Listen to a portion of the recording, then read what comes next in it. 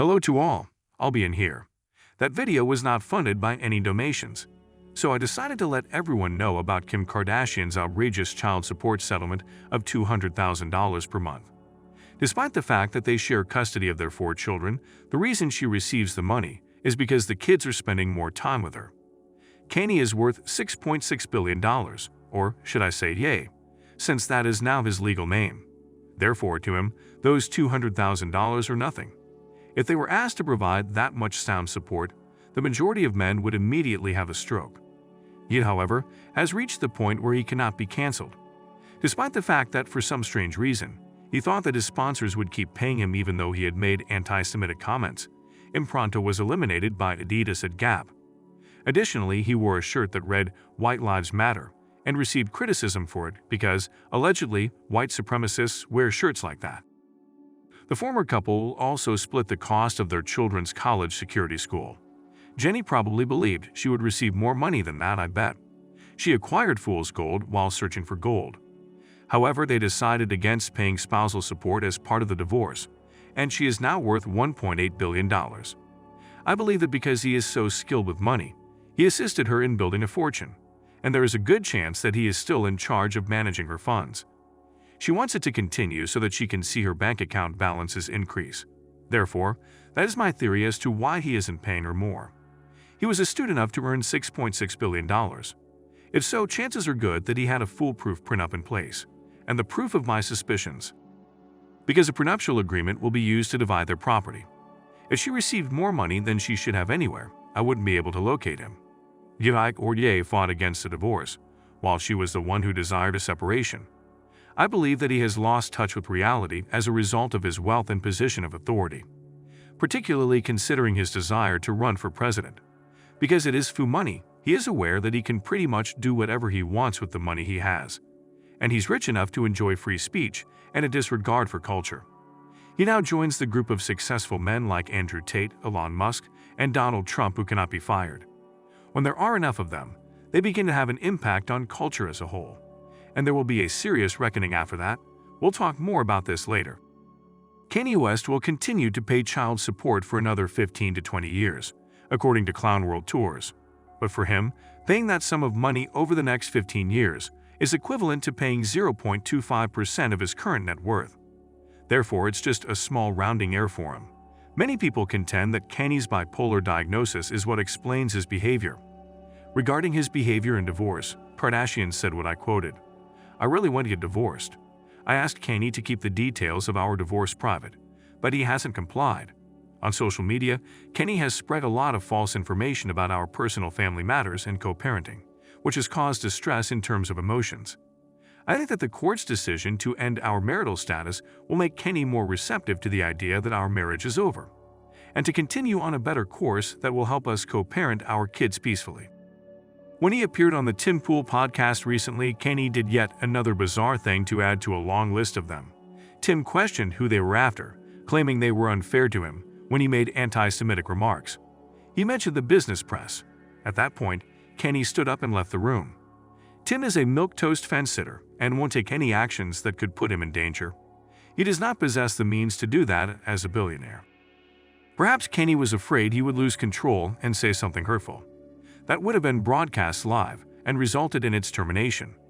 He most likely thought Tim was either a sellout or too stupid to recognize reality for what it was. I'd like to ask my audience a question. What if you have video evidence from a group you bad-mouthed in which they implicate themselves? You can't talk about that evidence. How would you use that video? I might have something like that, or I might not. Let's pretend for the sake of humor that I did.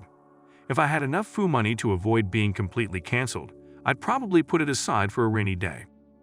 Possibly releasing it on your deathbed would be the best course of action with something like that, because they are powerless to harm you further at that point.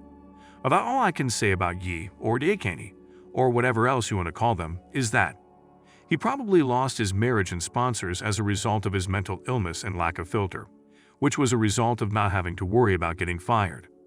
The less mysterious link of the day is an intriguing one. It talks about the fourth turning, and the person discussing it shares my belief that there is a crisis in civilization roughly every 80 years that results in some sort of catastrophe. I believe a large part of it has to do with the fact that everyone who remembers the previous crisis has since passed away and been buried. Our history lessons must be thoroughly reviewed, that having already experienced one crisis is the only way to avoid another, so that we can avoid making the following one.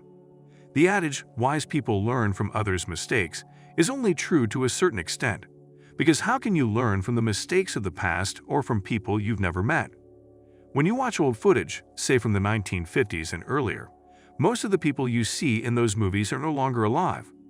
People won't know about or comprehend the struggles we have with the woke culture in our environment, just as they didn't 80 years ago, or the reasons for our loss of faith in government and private institutions. They will most likely live under complete totalitarianism in the future, making our freedom today seem incomprehensible to them. I'm not sure. Will people in 100 years think that divorce and subsequent marriage are unnecessary and obsolete? But I do know that human nature, specifically female nature, will now change that based on a 1923 article I read about the Atlantic City Bachelors Association. It doesn't matter what period of history you're in, MGTOW will still be relevant. Instead of warning people about dangers like Nazis, it would be better for us to focus on giving future generations knowledge and information that they can use right away. The majority of people wouldn't even recognize a Nazi if they did. If they went back in time and met one, they might think they were polite Mormons who smelled like sour cabbage or something. If you traveled back in time 100 years, anti-Semitism was also pervasive. Jews were also prohibited from socializing with non-Jews in settings like country clubs and hotel bars. Even in the 1960s and 1970s, places like New York State were experiencing this. Why was it taking place? What caused the intolerance and why? Ask someone from that generation why that occurred before they pass away the next time you have the chance. Their response may surprise you. I've never questioned anyone about that, but I'd be interested to know why there was anti-Semitism. Keep in mind that there was no no-fault divorce back then. You couldn't simply up and leave your spouse as Kim did with 4 children. It raises the question of what the world will look like in another 100 years. This video's title is obviously clickbait. Kim didn't even scratch the surface of getting rid of him. Either she had a prenup that was impenetrable to her, or having him in her life has a significant financial benefit for her. She will probably keep things friendly with them because, in my opinion, she doesn't want to scare away the golden goose that brings in a lot of money. That is the premise I'm working from. I also didn't understand why he was being so bad on the Tim Allen IRL channel. Although Tim's channel is well known, Khan and I once hosted Joe Rogan-style shows, and it's been a while since I last saw him there. Pool was one of the few places Kanye could get his dopamine fix because he was banned from Twitter, possibly due to a lack of attention. Perhaps he consented to the interview before Elon reactivated his Twitter account. The future? Nevertheless, I suppose you now understand why the Anti-Defamation League is probably going crazy and wants to ban Elon Musk and free speech on Twitter. Twitter's revenue has been declining ever since Elon took control of the company. Given that ads account for 90% of Twitter's income, I believe this, and might eventually declare bankruptcy. Elon will probably have to keep it running at a big loss for a long time if he wants to keep the right to free speech. The interest on the company's debt alone amounts to nearly $1 billion per year. It appears that the adage, "freedom isn't free," is accurate. After Tim gave Kanye what he perceived to be an attitude on his show and Kanye got his account back, he made the decision that it was time to leave immediately.